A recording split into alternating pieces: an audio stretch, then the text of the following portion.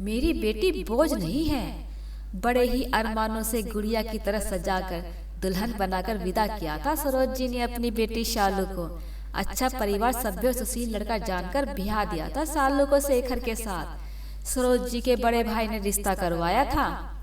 जितने सीधे लग रहे थे, शादी के बाद उतने ही तेज और मतलबी दुष्ट निकले शालू के घर वाले। जैसे हमारे देश में ज्यादातर घरों में लड़के के अवगुणों को छुपा लिया जाता है, उसी तरह शेखर के अवगुणों पर पर्दा डालकर बहुत ही सभ्य और समझदार लड़का बनाकर पेश किया गया था। लेकिन शादी के कुछ ही महीनों में सब साफ हो गया।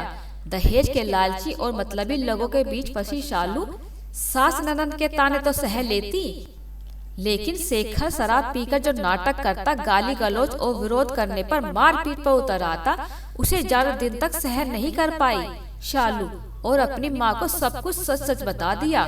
सरोज जी ने जब अपनी बेटी की आंखों में छिपे आंसुओं के समुद्र को देखा, उसके दिल में छिपे अपार दुख को देखा, तो टूटने के बजाय अपने आप को संभाला और ज्यादा मजबूत बनाया और ले आई अपनी बेटी को उस नरक से निकालकर, जहाँ नौकरानी से बढ़कर कुछ नहीं थी उनकी फूल सी बच्ची।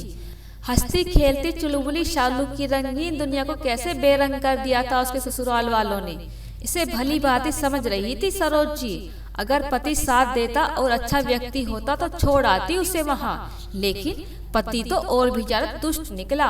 उन लोगों के रिश्ते में प्यार तो था ही नहीं, एक दूसरे के प्रति बस निष्ठा शालू ही निभा रही थी, वो भी दिल से नहीं, मजबूरी में। शालू को हमेशा के लिए घर लाने के फैसले पर सरोज जी की बड़ी बहू ने विरोध किया और कहा, माँ जी आप शालू को हमेशा के लिए घर ले आई, अभी तो साल भर हुई है उसकी शादी को, थोड़ा समय तो दीजिए, हो सकता है कि वो लोग बदल जाएं। इस तरह घर ले आना तो कोई सोल्यूशन नहीं है। क्या इज्जत रह जाएगी समाज में हमारी, लोग तरह तरह की बातें बनाएंगे और क्या करेगी ये अपने जीवन में। जानती हो ना, एक तलाकशुदा लड़की को समाज में जीना कितना दुश्वार होता है। आप इतनी समझदार होकर भी इतना गलत फैसला कैसे ले सकती हैं? मुझे लगता है हमें शेखर और उसके परिवार वालों से बात करनी चाहिए। जेठानी की बात सुनकर छोटी बहू ने भी यही कहा, मम्मी जी मुझे भी यही लगता है, हमें अभी इस बारे में सोचना चाहिए। 1 साल के रिश्ते में तलाक, लोग क्या सोचेंगे? दोनों बहुओं की बातें सुनकर सरोज जी ने कहा, समाज क्या कहता है, क्या सोचता है, ये तुम लोग ही सोचो, मुझे केवल मेरी बेटी के बारे में सोचना है। वो लोग सुधर जाएंगे महज इस उम्मीद में मैं अपनी हंसती मुस्कुराती गुड़िया को वहाँ छोड़ दूं मुरझाने के लिए? हरगिज नहीं, उन दुष्टों के साथ एक दिन भी नहीं रहेगी मेरी शालू। मेरी बेटी बोझ नहीं है, जिम्मेदारी है, मेरे जिगर का टुकड़ा है और उतनी ही जरूरी है जितना तुम सब लोग। सुन लो, मेरी बेटी की जिम्मेदारी के लिए तुम लोगों को परेशान होने की जरूरत नहीं है।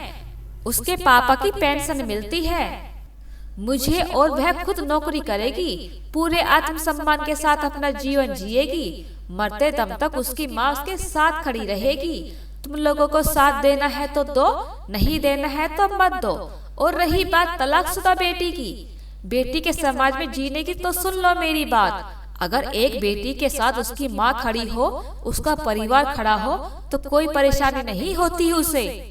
अपनी माँ की आत्मविश्वास भरे शब्दों को सुनकर सरोज जी के दोनों बेटों ने कहा, माँ हम आपके साथ हैं, हमारी शालू कहीं नहीं जाएगी, जैसे पहले रहती थी वैसे ही रहेगी और भविष्य में कोई अच्छा जीवन साथी मिलेगा तो इसे दोबारा शादी करवा देंगे, लेकिन उस दुष्ट के साथ नहीं रहने देंगे। आप ठीक कह रही हैं, शालू नौकरी कर लेगी, आगे पढ़ना चाहेगी तो हम पढ़ा लेंगे, लेकिन इस तरह घुटने के लिए नहीं छोड़ेंगे। सरोज जी ने गोद में सिर रख कर लेटी शालू के सिर पर हाथ फेरा और अपने आप से वादा किया, अब कभी नहीं रोएगी उनकी बेटी, उसे खुश होने का अधिकार है, उसे सारी खुशियां मिलेंगी। अपने परिवार के एक गलत फैसले की वजह से सारी उम्र कष्ट नहीं भोगेगी, वो पूरे आत्मसम्मान के साथ अपना जीवन निर्वाह करेगी। दोस्तों, सरोज जी की हिम्मत और जज्बे ने शालू को उस नरक भरी जिंदगी से बाहर निकालकर समाज के सामने एक उत्कृष्ट उदाहरण प्रस्तुत किया है और ये दिखा दिया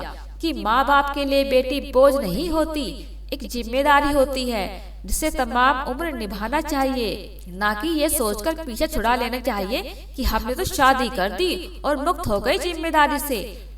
लाखों लड़कियां तो सिर्फ इसलिए ही ना चाहते हुए भी अपनी शादी निभाती हैं और जुल्म सहती रहती हैं, क्योंकि मायके से उन्हें सहारा नहीं मिलता।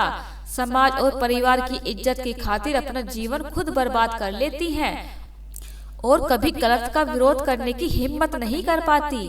हम माओ को, खासकर बेटियों की माओ को, अपने आप से यह प्रण करना चाहिए कि हर हाल में हम अपनी बेटियों के साथ रहेंगे, शादी के बाद भी, और अनचाहा रिश्ता निभाने के लिए उन्हें कभी मजबूर नहीं करेंगे और उन्हें ये यकीन दिलाएंगे कि वे हम पर बोझ नहीं हैं, हमारी जिम्मेदारी है और हमेशा रहेंगी।